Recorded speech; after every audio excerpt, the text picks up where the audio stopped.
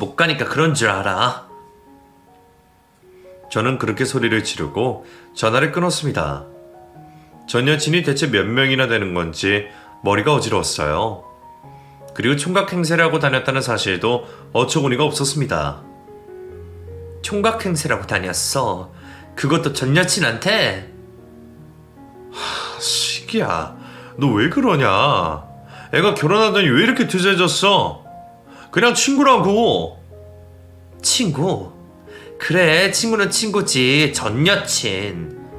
야, 길 가는 사람 붙잡고 물어봐라. 임신한 와이프 둔 남자가 전 여친 만나고 다니는 게 정상 있지. 저는 화가 나서 고래고래 소리를 지르고 있는데 그 와중에도 남편은 울리는 전화를 받아서 금방 가겠다고 대답하더라고요. 그리고는 저를 내버려 두고 붙잡기도 전에 홀랑 나가버렸습니다. 또다시 혼자 남겨진 저는 남편에 대한 배신감과 억울함에 미쳐 돌아버릴 것만 같았어요. 그리고 후회가 됐습니다. 아무리 제 앞에서 무릎 꿇고 울며 불며 빌어도 받아주지 말았어야 했는데 내가 왜 그때 받아줘서 이런 꼴을 당하고 살아야 하나 싶어서 울고불고 난리를 쳤어요. 몇 시간을 그렇게 울었을까? 갑자기 배가 땡기고 미친 듯이 아파오더라고요. 하엘도에서 저는 바로 119에 전화를 걸고 산부인과로 갔습니다. 그리고 청천벽력 같은 이야기를 듣게 되었어요. 안타깝지만 유산이에요. 그럴 리가 없어요. 선생님, 다시 한번 봐주세요. 아니에요. 죄송합니다. 유산했어도 출산하거나 다름없이 몸조리 하셔야 돼요. 남편분한테 연락해서 오시라고 하세요. 병실에 누워서 저는 미친 사람처럼 울부짖었습니다. 제가 조금만 더 신경을 썼으면 이런 일은 없었을 텐데 하는 죄책감이 들었어요. 그렇게 울다 보니 남편에 대한 분노가 치솟아 올랐습니다. 그리고 저는 남편에게 전화를 걸었어요. 한참을 전화해도 받지 않았습니다. 친정 부모님에게는 걱정하실까봐 연락을 못하겠더라고요. 그래서 친구 채연이에게 연락을 했습니다. 그랬더니 바로 달려와 주었어요. 슬기야, 이게 무슨 일이야? 채연아, 나 정말 결혼 괜히 했나봐. 그 인간 완전 미친 사람이야. 또 전 여친이랑. 저는 말을 잇지 못하고 눈물이 터져나왔고 그런 저를 채연이가 안아주었습니다. 네 잘못 아니야, 슬기야. 그 아이는 너랑 인연이 없던 거라고 생각해. 그리고 동현 선배한테는 내가 잘 이야기해 볼게. 뭘? 슬기 너한테 앞으로 잘하라고. 내가 소개해줬는데 너한테 면목이 없다. 진짜 미친 거 아니야? 너무하네. 채연이가 오히려 미안해하면서 화를 내니까 제가 괜히 더 미안해지더라고요. 아무리 그래도 채연이가 소개해줘서 만난 사람에 대해 욕을 하면 채연이한테도 부담이 될 거라는 생각이 들었습니다. 그래서 그 이후로 남편에 대한 이야기를 하지 않기로 마음먹었어요. 연락이 되지 않는 남편 대신 채연이가 제 곁에서 위로도 해주고 힘이 되어 주었습니다. 퇴원까지 도와주고 나서 집에 돌아가더라고요. 채연이에게 미안하기는 했지만 저는 남편에게 오만정이 다 떨어졌고 그 인간과 미래를 함께할 수 없다는 판단이 있었어요. 그래서 이혼을 해야겠다고 결심했습니다. 그날 마침 제가 쓰는 노트북이 고장이 나서 남편이 혼자 쓰던 컴퓨터를 켜고 이혼 방법에 대한 걸 알아보려고 했어요. 그런데 컴퓨터를 켰더니 바로 카카오톡에 로그인이 되더라고요. 그리고 그 안에서 저는 못 볼 걸 보고야 말았습니다. 카톡에 대여섯 명의 여자들과 주고받은 메시지들이 가득했어요. 그리고 그 중에는 특별히 하트 모양으로 이름을 해둔 사람과 주고받은 메시지가 많았습니다. 호기심에 열어봤는데 카톡 프로필 사진이 익숙하더라고요. 그때부터 심장이 밖으로 튀어나올 것처럼 빠르게 뛰는 걸 느꼈습니다. 속으로 아니겠지 하는 마음으로 클릭을 해봤더니 제 절친 채연이었어요. 그걸 보자마자 온몸에 힘이 풀리고 식은땀이 흐르더니 머리가 어지러워서 저는 잠시 바닥에 누워 있어야 했습니다. 설마 채연이가 설마 아닐 거야. 아닐 거야. 저는 혼잣말을 되뇌이며 겨우 힘을 내서 다시 컴퓨터 앞에 앉았어요. 그리고 메시지를 읽어보니 내용이 가관이 아니더라고요. 서로 사랑을 한다느니 제가 임신을 안 했으면 둘이서 해외여행을 갔을 거라느니 별 이야기를 다 하고 있었더라고요. 믿었던 친구 채연이는 제 흉을 보기도 했습니다. 슬기 걔가 좀 까칠해. 지만 알고. 아휴, 나도 이럴 줄 알았으면 그때 동현씨를 했지 말고 쭉 만나는 건데. 그래도 동현씨가 결혼하고 나니까 더 스릴 넘치고 재밌다. 그리고 둘이서 호텔에서 찍은 사진도 있더라고요. 저는 모든 카톡 내용을 미친 듯이 캡처해서 제 메일로 저장했어요. 다른 여자들과 주고받은 메시지도 가관이었습니다. 하지만 저에게 가장 충격적인 건 친구 채연이와 남편의 관계였어요. 저와 만나기 직전까지 두 사람은 연인 관계였던 겁니다. 채연이는 홧김에 저에게 전 남친을 소개해 준 것이고요. 아무것도 모르고 바보 천치처럼 당한 제 자신이 너무 한심해서 미쳐버릴 것 같았어요. 둘 다 공무원이라는 인간들이 어떻게 한 사람의 인생을 이렇게 나락으로 떨어뜨릴 수 있는 건지 정말 이가 갈렸습니다. 그리고 남편에게 전화를 걸었지만 받지 않더라고요. 이 상황을 어떻게 받아들여야 하는지 채연에게 전화를 걸어서 따져야 할지 말지 두통으로 머리가 터질 것 같던 그때 모르는 전화번호로 저에게 전화가 왔어요. 전화를 받았더니 구급대원이라고 했습니다. 혹시 이동현 씨랑 아는 분이세요? 네, 와이프인데 무슨 일이시죠? 아, 그러시구나. 지금 이동현 씨가 낙상사고를 당해서 병원으로 이동 중입니다. 상태가 심각해요. 의식이 없으세요. 땡땡병원 응급실로 가고 있습니다. 뭐라고요? 어쩌다가... 알겠어요. 금방 갈게요. 정말 미운 인간이었지만 크게 사고를 당했다고 하니 그래도 아직 남편이라고 놀란 마음이 먼저였습니다. 그래서 저는 시부모님에게 연락을 드리고 병원에 도착했어요. 교통사고 등으로 응급실 내부는 시끄럽고 정신이 없었습니다. 그 와중에 저는 제 남편의 이름을 대며 남편을 보러 왔다고 말했어요. 저 이동현 와이프인데요. 동현씨 어딨어요? 많이 다쳤어요? 제가 말했더니 간호사가 차트를 살펴보고 저에게 대답했습니다. 네? 지금 보호자분 와 계시는데요. 와이프인 줄 알았는데. 조금 있으면 수술 들어가야 해서 보호자 1인만 면회가 됩니다. 그게 무슨 말이에요? 와이프는 전데... 설마... 저는 그 순간 머릿속이 핑 돌더라고요. 그리고 간호사를 뿌리치고 남편 이름이 적힌 침대를 찾아갔습니다. 그 안에서 울음소리가 들렸습니다. 동현씨, 이렇게 가면 안 돼. 동현씨, 이혼하고 나랑 살자. 일어나. 목소리가 익숙한 목소리더라고요. 커튼이 쳐져 있어서 저는 커튼을 열어 젖혔어요. 그랬더니 아니나 다를까 채연이 그년이 의식 없이 엉망이 된 남편 옆에서 울고불고 난리가 나서 소리를 지르고 있었어요. 그리고 저를 보더니 깜짝 놀라더라고요. 슬기야. 야, 네가 이 인간 와이프냐? 참, 이리 나와. 저는 두 말 없이 채연이 그년의 치렁치렁한 머리끄댕이를 붙잡고 끌고 나가려고 했습니다. 그런데 제 팔을 잡고 버티면서 나가지 않으려고 하더라고요. 그리고 오히려 저를 망나니 취급을 했습니다. 슬기 너 뭐하는 짓이야 이 와중에. 동현씨 죽으면 어떡하려고. 저딴 더러운 자식 뒤지든 말든 채연이 니는 목숨이나 걱정해. 이리 나와.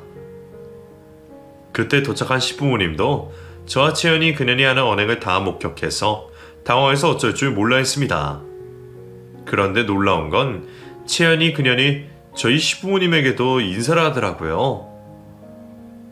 어머니 아버지 얘 좀 알려보세요. 우리 시부모님이랑도 잘 아는 사이니? 그래요? 그러자 시어머니가 대답하더라고요. 전에 우리 집에 인사 오긴 했었는데 얘가 왜 여기 있냐? 그나저나 우리 동현이 어디 있어? 동현아. 지연이 그년이 시부모님에게 인사까지 드렸었다는 사실에 저는 기함을 했습니다. 그리고 간호사는 응급수술을 진행해야 한다며 보호자 서명을 부탁했어요. 저는 시부모님에게 서명하시라고 한 뒤 채연이 그년을 끌고 병실 밖으로 나갔습니다. 너 언제부터야? 일부러 그런 거야? 어떻게 그럴 수가 있어? 너 내 친구 맞아? 야, 한채영. 지가 놓고 말해. 김슬기. 네가 눈치가 없어서 당한 걸 날더러 어쩌라고. 야, 동현 씨가 너보다 날 더 사랑한 건 아냐? 동현 씨는 네가 임신한 그 아이 지우기를 바랬는데 내 부탁으로 너랑 억지로 결혼까지 한 거잖아? 뭐? 그걸 말이라고 해? 미친년아. 네가 어떻게 나한테... 저는 힘이 빠져서 주저앉았고 그 사이에 채연이 그녀는 주랭랑을 쳐버렸습니다. 이왕 이렇게 된 거 어쩌겠냐? 너 애 유산까지 했잖아. 그냥 이혼을 하든가. 지금 동현 씨 생사가 왔다 갔다 하는 마당에 뭐가 그리 중요하냐? 징그럽다. 징그러워. 오히려 저를 악마 취급하며 막말에 대고 도망가는 채연이 그녀의 뒷모습을 보고 저는 구역질이 나왔습니다. 그리고 저는 그 다음날 연차를 쓰고 이혼 전문 변호사를 찾아갔어요. 이왕 악마 취급당한 거 끝까지 가보자는 생각이었습니다. 이혼 소송과 상간녀 소송을 동시에 진행하기로 결심했어요. 제가 증거를 잘 모아가서 변호사가 소송 진행하기 수월하겠다고 말했습니다. 혹시 공무원이 외도한 사실을 알게 되면 징계 처리도 받나요? 그럼요. 파면까지 당할 수 있어요. 거기까지 원하세요? 네. 제 인생 망친 만큼 꼭 복수하고 싶어요. 그렇지 않으면 저 속 터져서 죽을 것 같아요. 그러시죠. 기운 내시고 제가 열심히 해보겠습니다. 그렇게 일주일이 지났을까 소장이 시부모님 댁으로 날아갔는지 시아버지가 저에게 전화를 했습니다. 즐기냐? 네, 아버님. 무슨 일이세요? 동현이 수술 잘 됐다. 다행이네요. 위험한 고비는 넘겼는데 의사와 척수 손상 때문에 하반신 마비가 될 거라고 하네. 그 말을 듣고 조금 놀라기는 했지만 저는 냉정해지려고 했습니다. 그래서 뭐요? 할 말 없으시면 끊을게요. 동현이가 잘못한 거 알아. 네가 동현이 좀 품어주면 안 되겠니? 이 와중에 이혼이 웬 말이야? 소송 취하해라. 어? 그건 다른 이야기고요. 솔직히 어머니 아버님도 동현 씨가 제 친구 채연이랑 그렇고 그런 사이였다는 거 다 아셨잖아요. 맞죠? 다 한패거리잖아요. 아니 나는 더 나쁜 말 나오기 전에 전화 끊을게요. 다시는 저한테 이런 전화하지 마세요. 그리고 소송을 진행하면서 새롭게 알게 된 건 남편이 그런 낙상사고를 당한 것이 전 여친과 등산에 가서 둘이서 쇼를 하다가 실수로 발을 헛디뎌서 낭떠러지에서 떨어져서 사고를 당한 것이라는 걸 알게 되었습니다. 채연이 말고 또 다른 전 여친과 말이에요. 그 전 여친은 놀라서 신고만 하고 자취를 감춰버린 거였습니다. 참, 얼마나 기운이 남아 돌았으면 한 명도 아닌 여러 명과 동시에 외도를 하고 있었던 건지 그냥 어이가 없었어요. 그리고 그에 합당한 벌을 받았다는 생각도 들었습니다. 하반신 불구가 되었으니 말이에요. 그 인간이 회복될 때까지 소송은 한없이 미뤄졌어요. 상간녀 소송은 진행되었고 처음에는 해보려면 해보라고 자신 있어 하던 채연이 그년도 저를 회유하기 시작했습니다. 슬기야, 우리 그만하자. 누구 좋으라고 이런 일 하냐? 내가 합의금 줄게. 소송 취하해. 뭐? 웃기지도 않네. 야, 그깟 돈 몇 푼으로 뭘 어쩌겠다고. 너 네가 지은 죄가 뭔지 알기는 해? 알아. 정말 미안해. 그래도 우리 절친이잖아. 용서해줘. 넌 한 인간의 인생을 완전히 나락으로 가게 했어. 너도 그 기분 느껴봐야지. 너 평생 나 만만하게 봤지?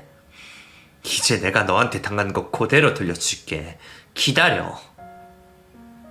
그리고 소송을 하면서 채연이 그년이 다른 유부남과도 만나고 있었다는 사실도 알게 되었습니다. 그 덕분에 이중으로 소송이 걸렸어요. 그리고 얼마 후에 공무원직에서 파면을 당했습니다. 당연한 결과였죠. 아무튼 상간녀 소송이 끝나고 전 남편이 휠체어를 타고 다닐 수 있을 정도로 회복이 된 후에 저와 변호사는 법원 출석 요구서를 보내게 됐습니다. 하도 시간을 많이 어겼던 터라 출석하지 않으면 안 되는 상황이었어요. 휠체어를 타고 법원에서 마주친 전 남편은 저를 보고 악어의 눈물을 흘리며 속지 않은 척 연기를 하더라고요. 미안해 슬기야. 나 이제 알았어. 내가 무슨 짓을 저질렀는지. 내가 평생 네 옆에서 다 갚아줄게. 다른 여자 쳐다도 안 볼게. 미안해. 내가 우유부단해서 그랬어. 우유부단? 말 같은 소리를 해라. 얼마나 기운이 넘쳤으면 그런 짓을 했겠어. 야, 이제 너랑 만나줄 여자도 없어. 착각하지 마. 네 사정은 딱하지만 인과응보라고 난 생각한다. 소송이나 잘 맞지 생각해. 더러운 자식아. 그렇게 저는 끝까지 이혼 소송을 진행했고 결국에는 위자료를 받고 이혼하게 되었습니다. 위자료는 모두 어려운 한부모 가정에 기부를 했어요. 그리고 저는 남편과 살던 집을 빼서 다른 곳으로 이사를 했습니다. 전 남편은 부모님과 함께 산다고 하더라고요. 그리고 구멍가게를 하는 줄 알았는데 알고 보니 시부모님은 제 생각보다 형편이 좋았어요. 신혼집을 해주기 싫어서 거짓말을 친 거라는 사실을 알고 나서 정말 치가 떨렸습니다. 믿었던 남편, 절친, 시부모까지 모두 저에게 사기를 쳤으니 제가 사람에 대한 신뢰를 다 잃을 수밖에 없었죠. 모든 소송을 끝낸 후에 저는 회사 이직까지 했습니다. 저와 관계된 모든 사건을 아는 사람들이 없는 곳에서 새로 시작하고 싶었거든요. 다행히 전 직장만큼 좋은 대기업으로 이직을 성공했어요. 그리고 저는 일에만 몰두하며 지냈습니다. 저에게 있던 끔찍한 일들을 잊는 방법이 그것밖에 없었거든요. 우수사원으로 뽑히기도 했네요. 야, 슬기씨 대단해. 어떻게 그렇게 일을 열심히 하고 게다가 잘해? 뭘요? 저는 그냥 일이 재미있어서 한 건데 감사합니다. 슬기씨처럼 괜찮은 여자 낚아챌 남자가 누굴지 정말 궁금하다. 저는 남자 만날 생각이 없어요. 아니 왜? 결혼할 나이 지났잖아. 좋은 짝 만나서 같이 살면 좋지. 그런 말들을 들으면 전 어색하고 웃어 넘겨오고 말았습니다. 그리고 건너 소식을 들었는데 전 남편이 하반신 마비가 된 이유로 그렇게 연락을 해대던 전 여친들의 연락이 뚝 끊어졌다고 하더라고요. 죽고 못 살 것처럼 필요할 때마다 연락을 해대던 전 여친들에게 완전히 버림을 당한 거였습니다. 인간이 정말 간사한 것 같아요. 아무튼 채연이 그년도 공무원직에서 파면을 당한 이후에 혼자 사업을 하겠다고 뛰어들어서 몇 번을 말아먹었다고 들었습니다. 나쁜 년. 다시 생각해도 정말 화가 나네요. 두 년놈 모두 완전히 벼랑 끝에 매달린 삶처럼 살고 있었지만 왠지 제 속은 별로 후련하지 않았습니다. 그냥 사람이 싫더라고요. 그런 제 얼어붙은 마음을 열어준 사람이 3년 전에 생겼습니다. 코로나로 한창 거리두기가 심했을 때 재택근무를 하면서 지내던 시기였어요. 거래처 대기업 직원이 저에게 자주 연락을 했습니다. 일적인 것 외에도 은근히 제 안부를 묻더라고요. 그 직원이 저보다 4살이 어려서 저는 그냥 동생 대하듯이 대했어요. 나이는 어려도 저보다 더 속이 깊은 사람이었습니다. 그래서 편하게 통화를 하다가 보니 저와 가치관이나 성격이 비슷해서 조금씩 끌리더라고요. 하지만 제 마음의 벽을 닫아둔 상태라서 저는 철저히 사무적으로만 대하려고 노력했습니다. 그러다가 오랜만에 회사에 출근을 하던 날, 그 사람이 퇴근 후에 저를 기다려서 고백을 했어요. 슬기씨, 솔직히 저 더는 못 기다리겠어요. 하지만 슬기씨 마음이 열릴 때까지 언제고 기다릴 테니까 슬기씨 사랑하는 제 마음은 알아주세요. 그 말을 듣고 저는 모르게 웃음이 새어나오더라고요. 저를 웃게 해주는 사람을 오랜만에 만나서 저도 당혹스럽기는 했지만 행복했던 것 같습니다. 그리고 내년에는 그 사람이랑 결혼을 하기로 했어요. 나이 40에 뒤늦은 새 출발이지만 잘 살아보려고요. 내년 봄에 저는 5월에 신부가 됩니다. 추운 겨울이 지나고 봄이 오듯이 저에게 많은 일이 있었지만 이제는 행복할 날만 생각하면서 지내려고 합니다. 여러분, 제 이야기 끝까지 들어주셔서 정말 감사해요.